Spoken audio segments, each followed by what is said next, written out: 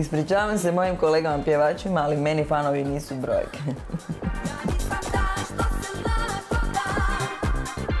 Face, Twitter, YouTube, Ustream, družimo se na svakom koraku.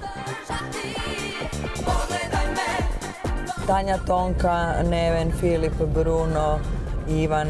Žao mi kolege, volim koristiti hashtag.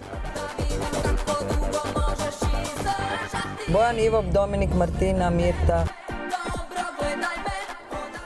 Žao mi je kolegice, sama pišem svoje statuse.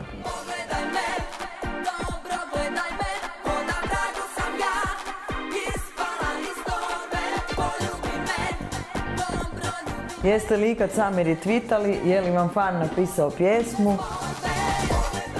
Ne smijem zaboraviti mob da se mogu javiti ljudima na Facebooku. Mnogi su sumnjali, a mislim da je sad svima jasno, navukla sam se na društvenu mrežu.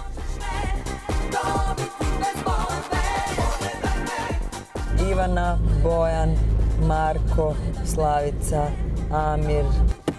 A osim toga, feedback koji dobijam od vas i pozitivna energija koju mi šaljete svaki dan pomaže mi da budem što kreativnija i da budem onako kako vi to volite. Pokloni za najaktivnije su u sandučiću. Vi za mene niste brojke.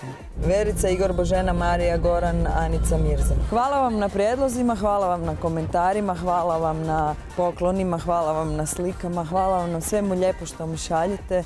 Hvala vam. Zbog vašeg velikog potencijala dajem šansu svim mladim kreativcima. Nije važno koliko vas ima, važno je da se volimo. Vi za mene niste brojke.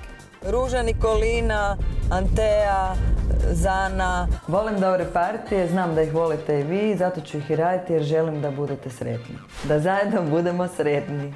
Svi ste mi važni i šaljem vam veliku pusu.